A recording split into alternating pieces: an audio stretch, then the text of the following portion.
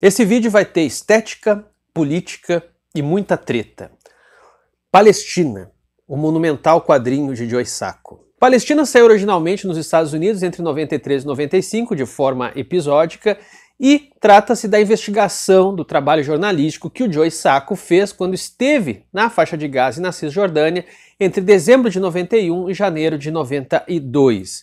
Como vocês podem ver aqui, o trabalho do Joe Sacco se caracteriza por ser, na sua arte, algo ainda muito tributário ao quadrinho underground. A gente vê aqui muita referência do Robert Crumb. Joe Sacco não tem medo de se utilizar de um retrato mais cartunesco dos seus personagens, ainda que ele procure, ao mesmo tempo, imprimir a eles uma fisionomia, dar a eles um rosto e, portanto, uma certa acuidade no retrato dessas pessoas. E também, a partir do trabalho que ele faz, se utilizando muito de achuras e de perspectivas muito vertiginosas, ele consegue nos dar um senso de profundidade e juntamente com um texto muito carregado, com muitas informações. É um quadrinho bom, é um quadrinho denso, a gente se prende a ele, a leitura nos pega forte. Vocês já devem ter ouvido que Joe Sacco é o pai do jornalismo em quadrinhos, que foi ele o criador. Sempre desconfiem desses papos, desse tipo de discurso que demarca uma pessoa como um inventor, como criador, que antes dele nada disso existia. Mas o grande fato é que foi o Joe Sacco, sim, essa figura principal para que a partir dele a gente começasse a falar desse gênero, dessa possibilidade de se fazer jornalismo em quadrinhos, ainda que antes dele já se fizesse isso. Um detalhe interessante no método que o Joe Sacco usa aqui para fazer jornalismo é se utilizar como um personagem. Ele não se furta de mostrar como que ele se sente, como ele reage perante os personagens, perante as situações com as quais ele se depara. E muitas vezes eu já vi até mesmo em evento, jornalistas falando que isso é muito subjetivista e tal. Caramba, ele aqui está se utilizando do desenho. Então a maneira como ele tem para ser rigoroso é justamente se colocando como um personagem. Ou seja, mostrando tudo aquilo que ele vivenciou, tudo aquilo que ele experienciou, mostrando como tudo aquilo o afeta e, portanto, interfere na maneira não só como ele vê as coisas, mas na maneira como ele desenha as coisas, como ele retrata essas coisas. E isso não é, na verdade, algo que se restringe só ao desenho, porque isso interfere também num fotógrafo, isso interfere num cineasta. É ilusão nossa crer nessa objetividade da máquina. Só que no desenho isso é muito bacana, porque pelo menos a gente tem essa noção muito clara. O desenho ele é manipulado. As máquinas também são manipuladas, mas o desenho isso é assumido. E o Joe Sacco aqui deixa isso muito claro. Veja, eu estou desenhando, eu estou me desenhando diante de eventos históricos e, portanto, você vai ter que acreditar perante um compromisso que nós estamos aqui estabelecendo. Se você não quiser acreditar, tudo bem. Mas eu estou me expondo inclusive a minha própria perspectiva de mundo para que pelo menos você aqui, se quiser topar e embarcar junto nessa visão de mundo, então vamos lá. Isso muito é assim por causa do New Journalism, que acabou influenciando o Joe Sacco. Isso foi um movimento que, em linhas gerais, muito a grosso modo, entendia exatamente isso. Só se pode fazer jornalismo não com uma ideia um tanto maluca de objetividade, no sentido de que nós sujeitos podemos nos eximir dos fatos, mas de que só podemos ser factuais quando nós dizemos, olha, eu estou aqui observando isso e eu só posso dizer isso a partir do lugar onde eu estou, com as minhas impressões, considerando a pessoa que eu sou. E agora vem a questão política, mais delicada, porque tem gente que também desmerece o trabalho do Joe Sacco, dizendo, é um quadrinho que no fundo é uma propaganda pró-Palestina, porque ele não vê o lado de Israel, papapá. Olha só, gente, vamos tentar entender as coisas da seguinte maneira. Eu vou dar uma volta para a gente poder sacar exatamente o que está em jogo em trabalhos como esse. Tá? Existe uma frase famosa que vocês já devem ter ouvido por aí, o autor na verdade é o Lord Acton, que é o seguinte: o poder corrompe e o poder absoluto corrompe absolutamente. Vocês já devem ter visto isso sendo citado aí por políticos, citados por celebridades, em filmes e tal.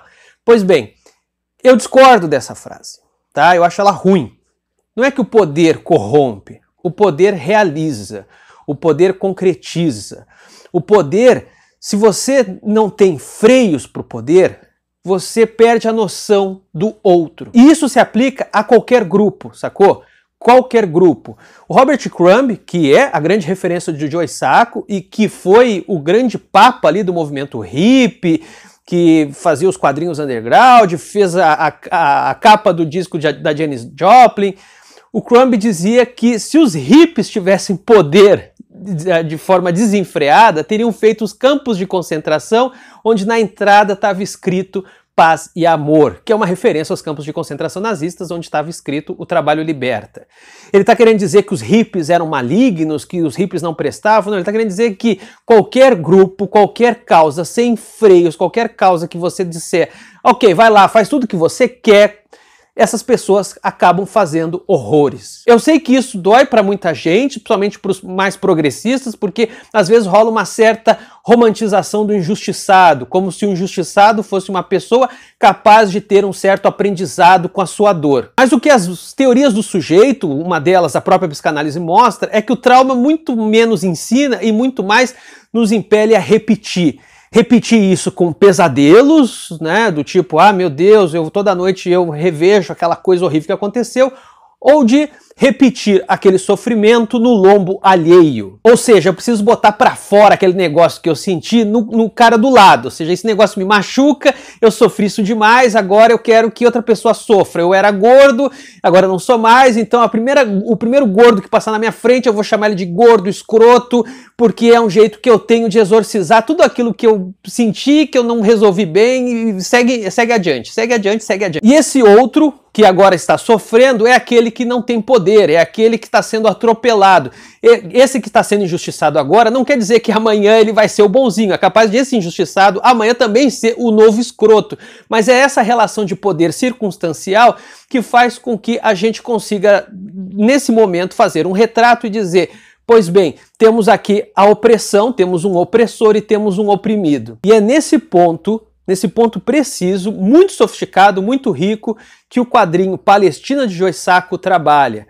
Porque não se trata aqui de você simplesmente tentar vilanizar ou romantizar um grupo ou outro, mas de conseguir fazer uma fotografia ou um desenho de uma relação onde existe alguém com poder, existe alguém com não poder e existe um grupo que está de alguma maneira reproduzindo o sofrimento que outrora sentiu. No caso Israel, a gente percebe muito claramente que Israel muitas vezes acaba emulando nos palestinos aquilo que eles mesmos sofreram pouco tempo atrás. A gente vê muito claramente, a partir do quadrinho de Joe Sacco, que a faixa de Gaza não está muito longe de um campo de concentração, um lugar onde as pessoas são vigiadas, contidas, ameaçadas, torturadas, inclusive com reportes de que servem para experiências.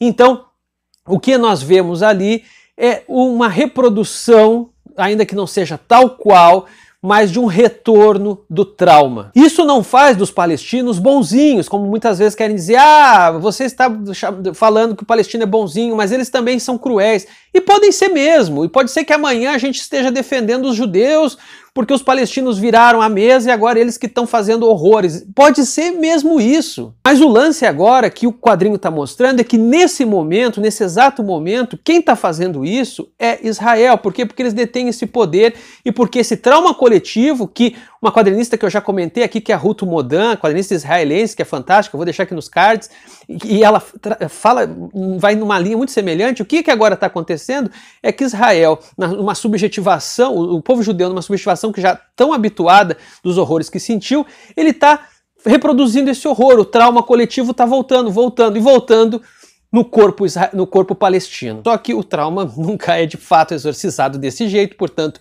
ele se repete, se repete, se repete. É por isso mesmo que esse conflito não tem fim, porque, como a gente está vendo aqui, esse quadrinho é do início dos anos 90, nós estamos em 2021, sacou? Parece que foi ontem, é 30 anos, galera, 30 anos, sacou? E parece que esse negócio vai chegar... Quando é que vai acabar? Quando um grupo terminar de exterminar o outro? Vai ser desse jeito? Por isso tudo, Palestina é um monumento em quadrinhos, para entender o conflito entre Israel e a Palestina, entender o que é o conflito, entender as relações de poder. Ele vai ser relançado agora pela editora Veneta, acredito que já está até em pré-venda. Fica aqui a minha forte sugestão de leitura. E como sempre, peço que vocês curtam, compartilhem, seguem e no caso específico desse vídeo, acredito, comentem o que vocês acham, porque eu sei que deve dar o que falar um trabalho como esse. Tá bom? É isso aí, pessoal. Segue também lá no Instagram, @criançasarjeta, e valeu!